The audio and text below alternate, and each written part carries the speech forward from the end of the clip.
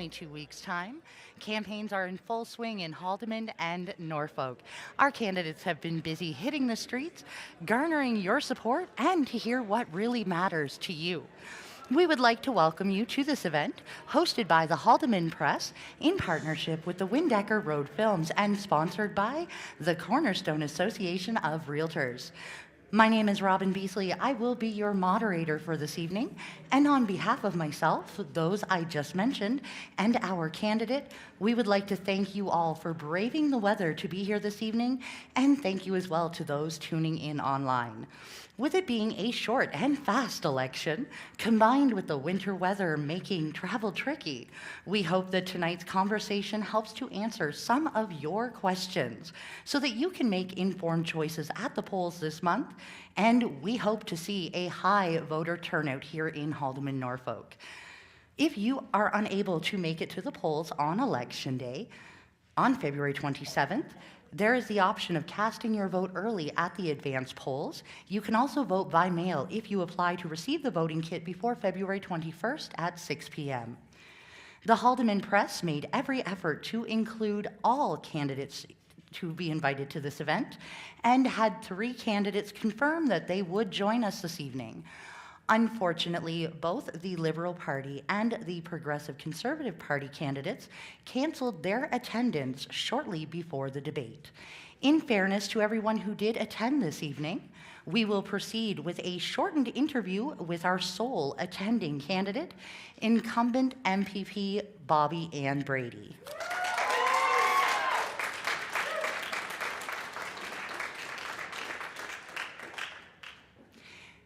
If time allows, we will add some questions to the debate at the end, and if we get to those will follow the same format. You can bring those over to the right of the candidates, where Jillian Taylor has a box set up. And the Haldimand Press is running a series on candidate profiles leading up to the election, so be sure to read those for additional information on your voting options. The candidates who could not join us this evening: Erica Englert, NDP, Anna Massanen, Green Party, Vanden Patel, Liberal Party, and Gary Tanchek, New Blue Party, and Amy Martin, Conservatives. The candidate who is here this evening, Bobby Ann Brady, for running independently once again.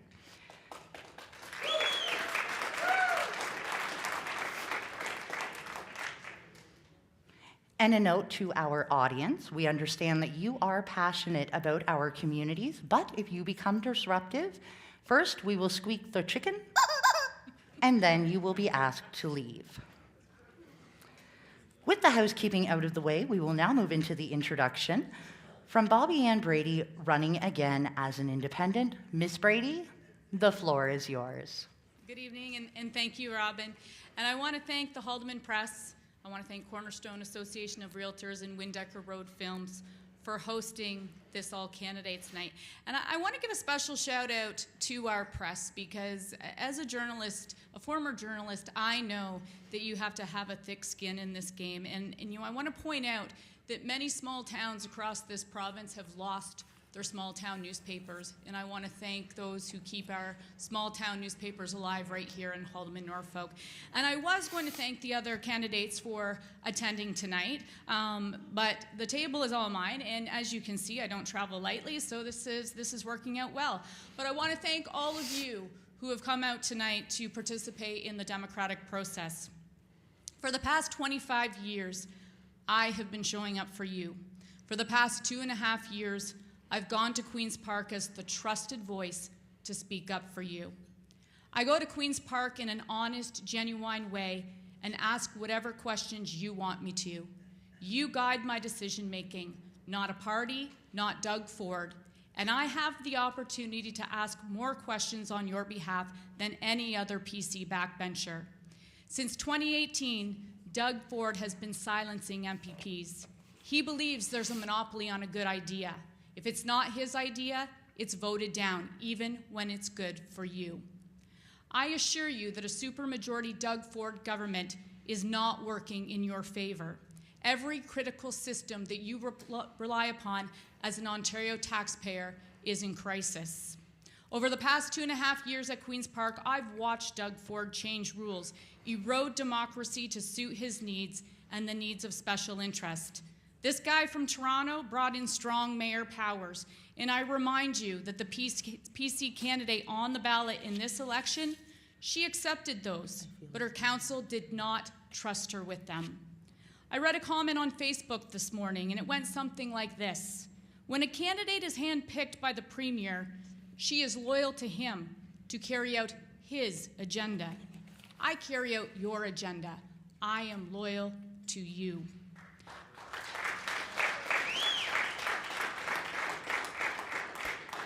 My PC opponent runs around the riding telling people that there's no money coming into the riding because of Bobby Ann Brady. That is a false narrative, and it's fear-mongering. Monies are flowing, but I warn you that if Doug Ford regains control of this riding, the money will dry up. I say keep Doug Ford hungry. The other narrative that the Ford candidate has been wielding around the riding is that you need a government member representing you. Yesterday, while the PC candidate was standing outside in the cold talking about tariffs, I was actually down the road meeting inside the hall with steelworkers of United Steelworkers Local 8782, who, by the way, endorsed me in this election. Obviously, Local 8782 does not believe Haldimand-Norfolk needs a government member.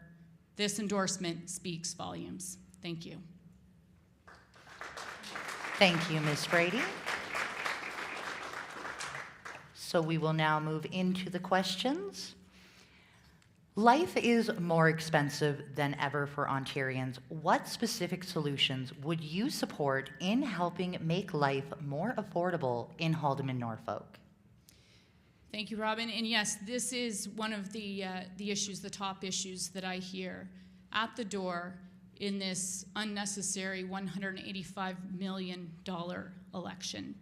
Rising household expenses, wages and income, housing and rent, financial pressure on the middle class.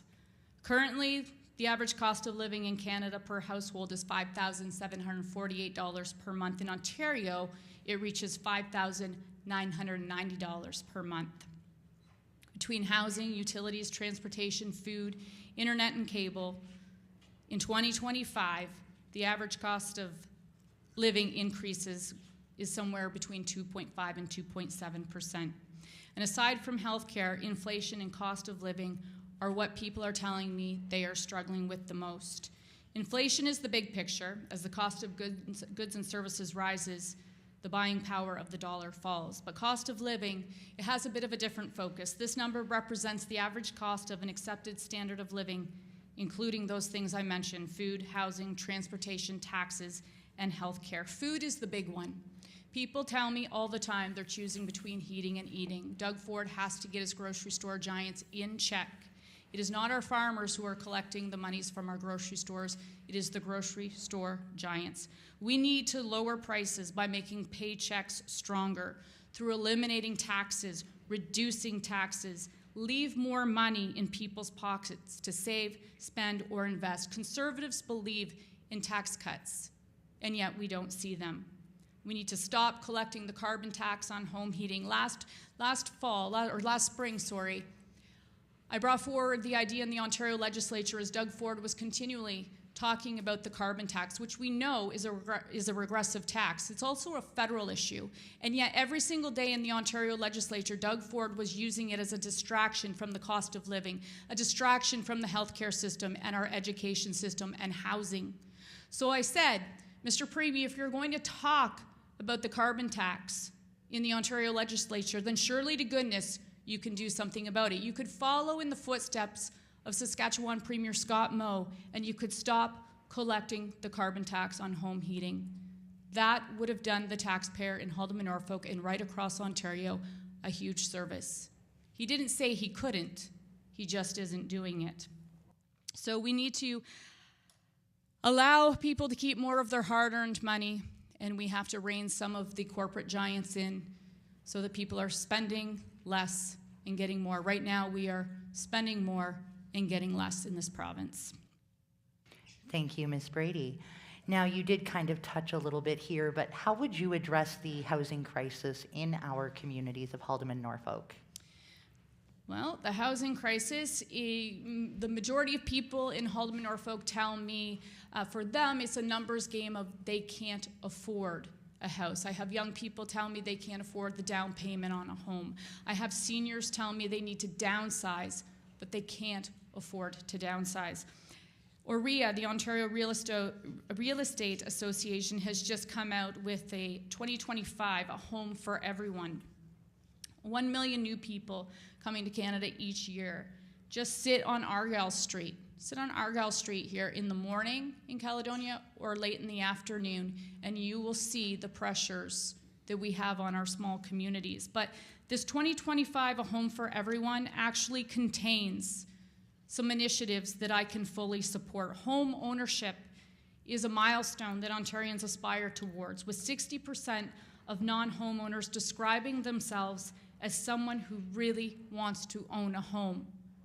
My oldest child is 23. She wants to own her own home soon. But at the end of 2024, the average cost of an Ontario home was $834,000. That's nearly double the price from 2014. So within this plan, there's a number of steps. One is to improve the efficiency of the landlord and tenant board. And my goodness, my office receives a lot of calls with respect to the landlord and tenant board. It needs to be dismantled and reconstructed. We need to mandate the equal treatment of all individuals under the Condominium Act to be inclusive of diverse families. We need to eliminate the auctioneer exemption loophole. We need better, more practical education for realtors. When realtors are asking for additional education, that should tell us something.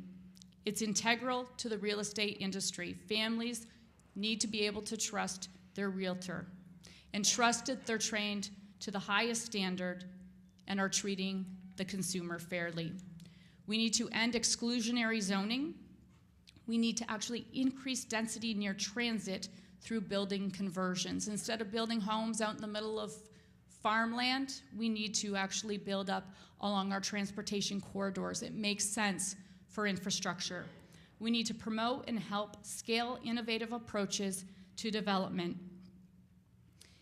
Modular homes actually falls into this sector. Essentially, factory-built homes. It presents a tested and exciting avenue for the future of home building. It actually saves a lot to the builder, the developer, and we can jam as many of those into a small space as possible. So we need to create new generations of homeowners by implementing a condoization framework for multiplexes. We need to limit municipal development. And last but not least, we need to fund pilot programs creating new and innovative pathways to home ownership. So Ontarians from every corner of the province are feeling the pinch from the rising cost of living, inflation, and other economic challenges. Voters from all regions have expressed significant concerns about affordability. And I know the majority of people tell me that they are not concerned. I'm going back to the beginning here. They're not concerned in Haldimand-Norfolk with the number of houses. They're concerned with the cost, and we have to create an economic environment. We have to get supply and demand in control so that people can move from the right types of housing. We need affordable housing, we need housing that is affordable, and we need to be able to get our young people into homes sooner and have our seniors afford to move out of their homes and into housing that they can actually, grow into their golden years in. Thank you, Ms. Brady. Next question. Where do you stand on farmland protection? It's no secret that Bobby Ann Brady is probably one of the most loud advocates at Queen's Park for saving Ontario's most productive farmland. And my adversaries will say, if they were here, they would say that I'm opposed to development. I'm not opposed to development. I'm vehemently opposed to irresponsible development. And sadly, that's what I see across our province as I travel it. And when I talk about irresponsible development, I speak of it occurring on our prime agricultural land here in Ontario, land that can be used to grow food. And I maintain that if a federal government fixated on bringing more and more people to Canada, with most of them landing in Ontario, we'd best be able to feed those people coming to Ontario. A few months ago, I received 2 phone calls in one day. The first was from a gentleman who owns 25 acres of unproductive land. He wants to establish 2 building lots on that property, but he's told it's out of the question by the county. The second call was from an upstanding longtime farmer who is not shy about telling me that speculators often drive up the driveway, have a brief conversation, and then say, "I will email you an offer." Despite knowing the farm is on the edge of town and knowing that it could turn a fast buck, this farmer has something more precious in mind as she's speaking to me: her grandkids. She tells me we should all be concerned about what we leave for future generations. This farmer also tells me that the speculator, that unless they can guarantee they will replace the acreage they want to pave over with productive land, there will never be a deal. Let's be honest, once we pave over our farmland, it's never coming back. We can't unpave farmland. Down the road in Wilmot Township, the region is responding to a provincial call to assemble just under 800 acres of shovel-ready land for industry. This land includes 6 farms and 6 residential properties, and those who own those properties have 2 options. One is to sell or have the land expropriated. This move follows on the heels of the 400 acres expropriated in central Elgin for an electric vehicle battery plant. Gobbling up our farmland is not wise for many reasons, but one of the other reasons that I often see when I'm out on the road, one of the things that I saw in central Elgin was the government pitting farmer against farmer as bids for lands continue to climb. So you have a farmer who is offered millions of dollars to pave over his land, and yet his neighbor continues to get up at 4:30, 5 o'clock every morning and farm. We can't have that type of animosity in rural Ontario. There is nothing more precious than our farmland because it is a finite resource. And I don't believe taxpayers outside farm country realize how much of our province and country we are losing to urban sprawl, as developers intent on building low-density housing projects for people wishing to escape the city. Developers want easily accessible land. People arriving in the area want a spacious home they can afford. But I will do everything in my power to stop urban sprawl onto our farmland. I've rose in the House. I've introduced a private member's bill calling on the government to do so. And when I debated that bill, the current Minister of Agriculture was in charge of debating with me. And he said, you know, Bobby Ann, I really like your bill and I really want to support it, but Ontario already has the tools in the toolbox to protect Ontario's most valuable farmland. And I said to him, in order to use the tools in the toolbox, you might want to open that toolbox.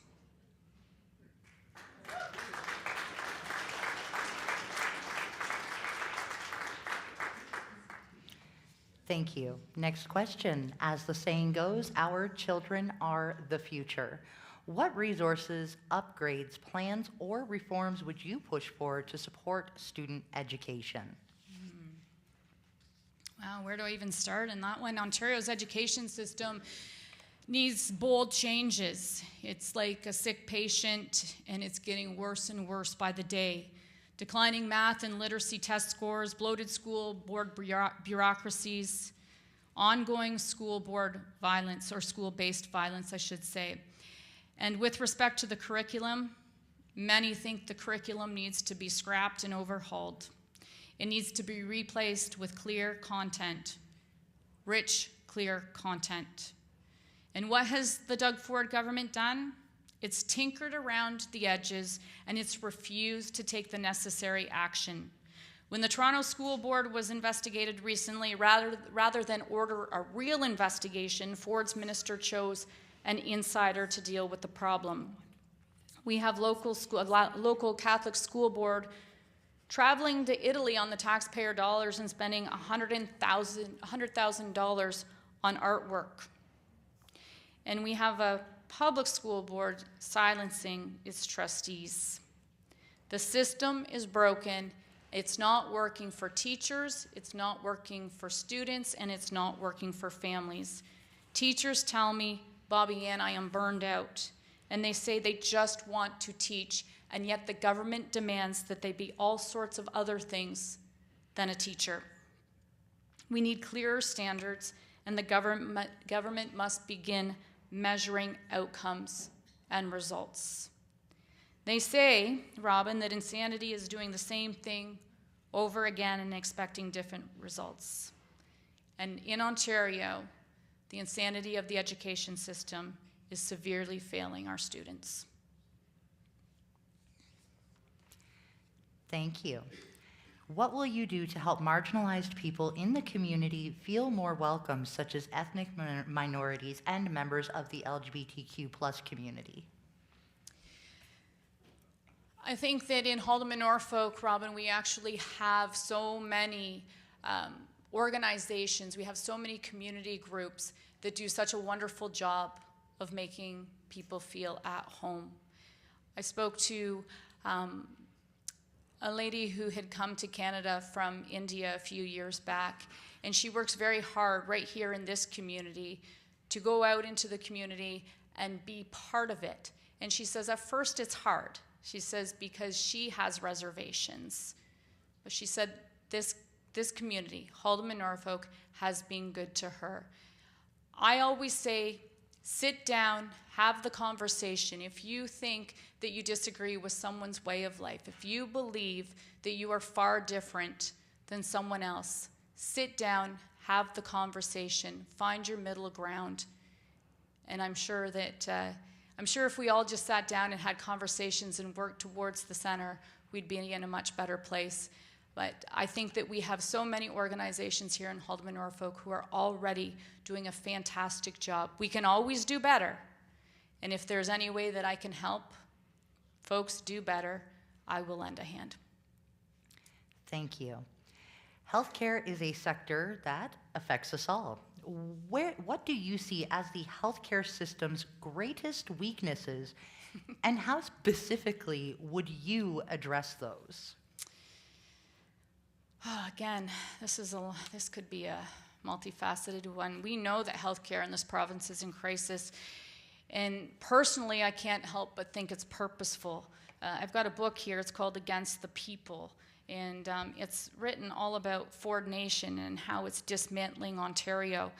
And there are people who actually believe that the dismantling of our healthcare system is very purposeful with respect to Doug Ford. 2 million people in this province do not have a family doctor. In Haldimand-Norfolk, I don't know how many of you know this, but 17,000 people right here in Haldimand-Norfolk do not have a family doctor. It's unacceptable. And I've questioned the Minister of Health on these numbers in the legislature, and she's refused to admit that there's a problem. The first step in fixing a problem is admitting that the problem exists. The number of people without a family doctor has actually doubled since 2016. And in 2023, there were nearly 2,000 closures of local hospital emergency departments, birthing units, ICU, and urgent care centers. These numbers grew in 2024, and I will point out that ER closures prior to Doug Ford taking power in 2018 was unheard of. There are a record number of patients waiting in hospital hallways, and patients are being forced to pay thousands of dollars in fees to for-profit clinics. The numbers, the Doug Ford government will say that they have increased the number of registered nurses in Ontario. That actually does not translate into the number of frontline nurses that we have. In 2024, Doug Ford spent more than $103.5 million in public money on advertising. Those monies would be best used in our healthcare system to get it in order. Locally, we've just gone through a health unit merger where Haldimand County had to fight for its voice at the table. The merger was riddled with elements of secrecy and a lack of accountability. When Haldimand County pointed this out to the board chair, who was the PC candidate expected to be here tonight, Haldimand County was threatened with being terminated from the board. This is not what we need for local health care needs. Instead of ducking and dodging, Doug Ford needs a real plan, and it starts with admitting how many frontline workers we actually need for the future and how we will address this gap. This government has failed to plan and refuses to establish targets here in this province. One of the ways that we could actually improve healthcare locally, right across the province, is to fully utilize our nurse practitioners. Nurse practitioners have been around since the 1970s. They aren't new, but we are not using them to their fullest capabilities. In order to fix healthcare in Ontario right now, we need to put nurse practitioners into clinics, and we have to give them the right to bill OHIP just like a doctor does. Right now, they are under the thumb of the doctor. We need to give them billing rights. So I would say that is one step, Robin, that I would take, is I would put nurse practitioners, give them the ability to bill. I've also been in tow trucks. I've also been in Ubers and taxi cabs where my driver is a foreign-trained doctor driving a tow truck, driving a cab, because they say Ontario will not recognize them, and it's too difficult to actually go through the licensing process. We have to fast-track the licensing process for foreign-trained doctors and get as many of them working as possible. Thank you. Now, continuing from the previous healthcare question, an audience member here tonight would like to know, what are your plans for long-term care specifically? Long-term care, that's a very good one locally, because most of our long-term care homes here in Haldimand-Norfolk have wait lists of over 200 people and growing. So, give me 1 second, Robin. I spent all day organizing my binder, which doesn't seem too organized right now. There are more than 6,000 people on the crisis wait list here in Ontario in long-term care. And I will say that not all seniors require long-term care. So that the federal government must help our provinces actually close the critical housing gap. But we know that long-term care is in crisis. And since the announcement of beds just a few years ago, cost to get shovels in the ground to build our long-term care beds has grown exponentially. Ontario, which has roughly 76,000 long-term care beds, requires another 30,000 new spaces to meet current demands by 2029. An extra 48,000 spaces are needed. The Ford government is currently working on plans to allow new long-term care homes to sidestep the local planning process. And this change could come as Ontario experiences capacity pressures. But for years, the province has been looking at ways to speed up the construction of long-term care homes. But right now, places like Edgewater Gardens in Dunnville needs a boost from the Ontario government to get shovels in the ground, because the cost to build has grown significantly since the beds were announced. It's time to get creative. We cannot let local lists grow anymore. Right now, locally, our long-term cares, as I said, have wait lists of over 200. We need to incentivize the building of long-term care units, and we need to provide that hand up to those who are trying to get shovels in the ground. And money is the factor. Edgewater Gardens ground to a halt just because they couldn't afford to make up the gap between what their projections were a few years ago and what the actual cost is today. We need to lend a hand with that. Awesome.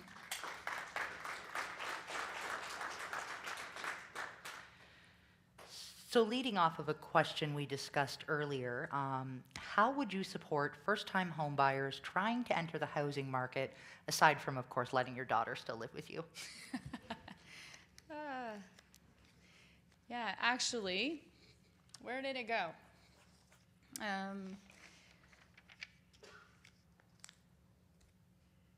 We need to speak to our lenders. We need to reduce the amount of money it costs for a down payment. And one of the things that I asked was that we change the threshold for the new housing rebate as well. And right now, it limits the number of people who can actually go out there and buy a lot and build a home. So we have to incentivize home building by cutting costs, reducing red tape, and cutting down on some of the fees that are actually paid to the municipalities. Thank you. Next question. Constituents are concerned that as politicians are increasingly divided by the party line, that democracy is suffering. What do you think can be done to change that? Democracy is more than suffering. Democracy is in peril, and I see it every single day. I held an event last Thursday night in Jarvis for my campaign kickoff, and it was with a gentleman by the name of Alex Marland, who is an author and an academic from Acadia University in Wolfville, Nova Scotia. And this summer, I was invited to go to Wolfville to participate in a 2-day conference on defending democracy.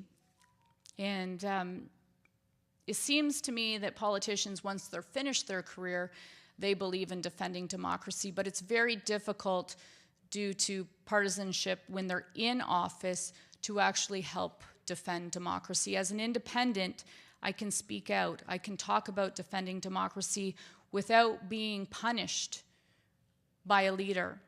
And I see this punishment. I see the preoccupation with party messaging. When I was working under the party brand, we would get messaging every single morning. It was called Messaging of the Day. And if you strayed from that messaging, if someone found out that you strayed from that messaging, you could be in trouble. And there is this idea, there's this, I'm going to be completely honest, there's this narrative that is going around this riding that, we don't get any money in Haldimand-Norfolk because of your independent candidate. And I'm going to debunk that. It's fear-mongering. And it's no different in Haldimand-Norfolk under an independent than it is anywhere else in this province, whether you're a PC, an NDP, a Liberal, a Green Party riding. And I would say if the PC candidate was sitting here beside me tonight, I would ask that if she truly believes that you have to be part of a party, you have to be a government member, she truly believes that, I need to ask her why she would have bet the bully tactics of Doug Ford in partisan politics. Why wouldn't she stand up and demand fair treatment, demand that we defend democracy? This rumor, this false narrative, is an insult to Ontario's professional civil servants and other decision makers on economic and fiscal policy. This mindset is more about handout mentality and corrupt third world favoritism. I'm going to tell you right now, and it's the truth, money must flow. Communities cannot be starved of needs. On the municipal side of things, the Ontario Municipal Partnership Fund is the province's main general assistance grant to municipalities, and in 2025, Haldimand County's allocation is $4.783 million compared to $4.09 in 2024. That's a 16.9% increase. Norfolk County's 2025 allocation is $7.268 million compared to $5.9 in 2024. That's a 21.46% increase. In Haldimand County alone, between provincial and federal grants, monies are flowing to the counties, and to the county. And in Haldimand County, they have increased by over $14.5 million since 2022. And I just found out today that Haldimand County is receiving $3 million to support the Dunnville affordable housing units on Ramsey Drive, along with a new roadway service to service the 56-unit builds.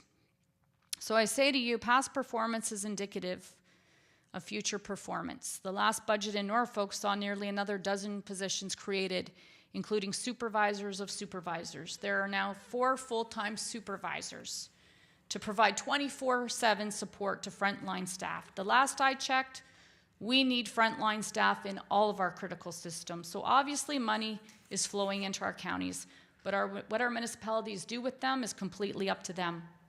On the homelessness and addiction file, Norfolk County has received between $4 and $6 million. And when I asked what has been done with these monies, the mayor and the CAO said they hired a person and are doing a study. It's interesting that Doug Ford has a real unique kind of fiscal conservative on the ballot here in 2025. But it goes back to the democracy is in peril, because we are seeing candidates who will say and do absolutely anything and everything to get their name on a ballot. They'll conform even when they don't personally believe. That's a problem. Thank you, Ms. Brady.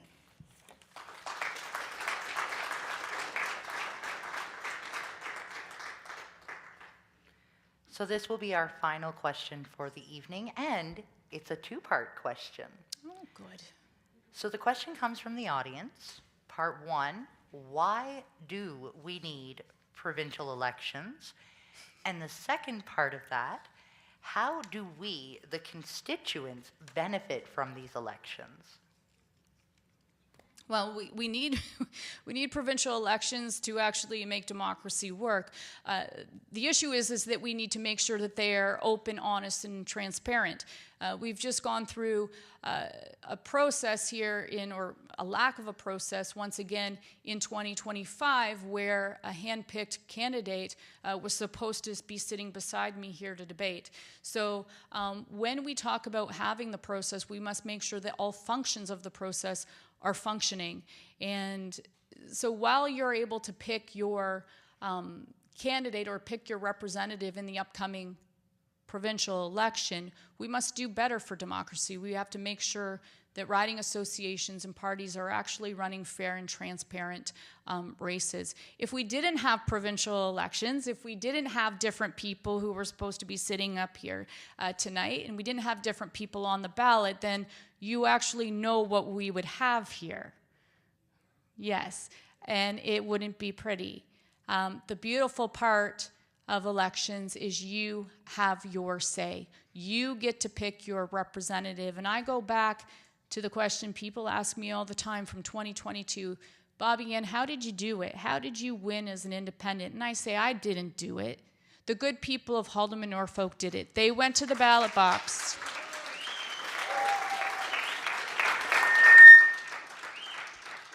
They went to the ballot box. They did something bold and courageous. They did something they were told never to do.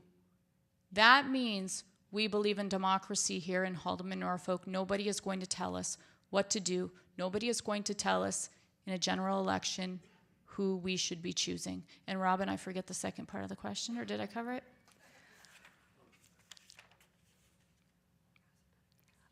You technically kind of covered it, but I'll repeat it just in case you have any further thoughts. Good idea. How do we, the constituents, benefit from these elections? Well, I'm going to use the time to talk about how you've benefited from 2022 until today.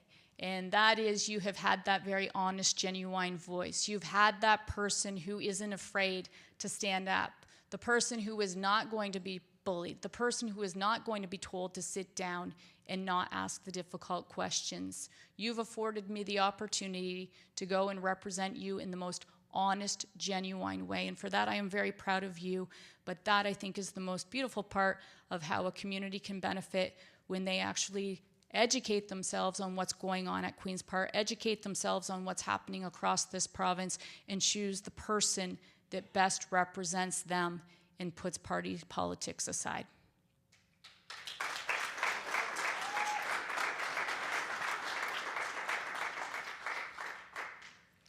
Thank you, Ms. Brady. We would like to now invite you to make your closing statements. I'm shocked I could find them in this mess up here. Organized chaos. It is organized chaos. I want to thank you. I want to thank you all for coming out tonight, and I regret that it's not a fulsome debate. And I want to say to you, before you head out those doors, please drive safely, get home safely, and so that we can maybe do this again some other time. I forgot to point out somewhere along the line tonight that I'm quite amused by the Doug Ford brochure being handed out here in Haldimand-Norfolk. It says he's going to get it done. Well, that was the same slogan that he used in 2022. So is Doug Ford admitting that he didn't get the job done over the past few years? And what has he been doing for 6 years? How long does Doug Ford need to get it done? Well, guess what? Doug Ford would have actually had it done had he focused on the tasks at hand, rather than preoccupy himself with developers and other special interest lobby groups. Preoccupy himself with power, the next election date, and of course the Greenbelt scandal and the Ontario Place debacle. During this election, Doug Ford is running all over Ontario telling the people of this province how the next 4 years are going to be terrible. He's talking about lost jobs, no housing. But he's the one who's actually put us in this predicament, and yet we're supposed to believe and trust him when he puts on his Captain Canada cape to take on Donald Trump? If it wasn't so sad and serious of a situation, it would almost be laughable to me. So tonight, you've heard my answers, and I was really hoping you'd hear the answers of others. But I was really hoping that you'd have the ability to reflect on how the other candidates answered the questions. I have a deep-rooted passion for all of Haldimand-Norfolk, not just one county.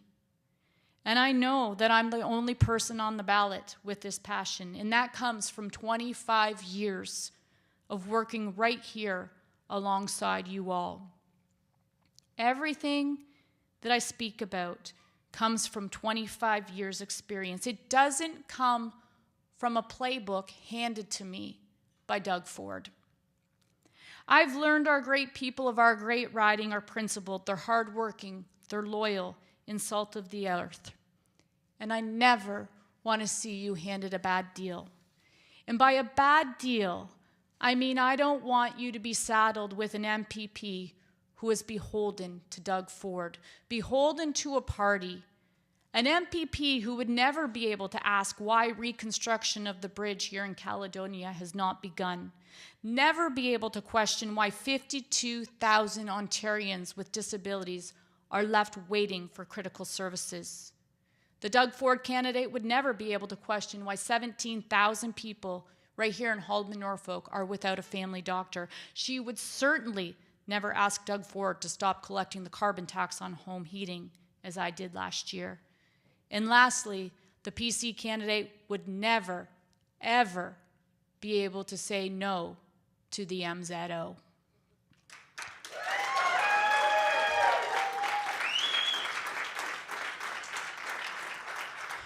So you have a choice in this election. You choose a candidate beholden to Doug Ford, or choose someone who is going to be in your corner, fighting for you no matter where she goes every single day. Do you want an MPP who is silenced, or one who stands up and asks the very tough questions?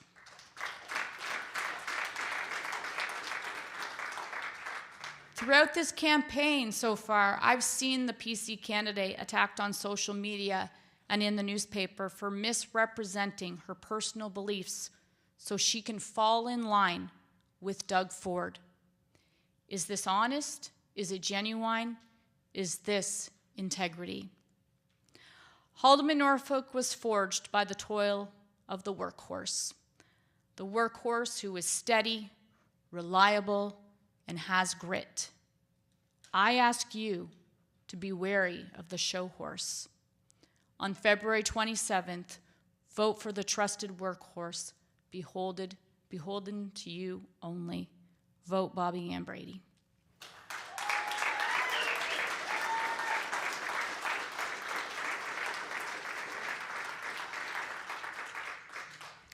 Thank you, Bobby Ann, for taking the time to be here tonight to share your ideas with us.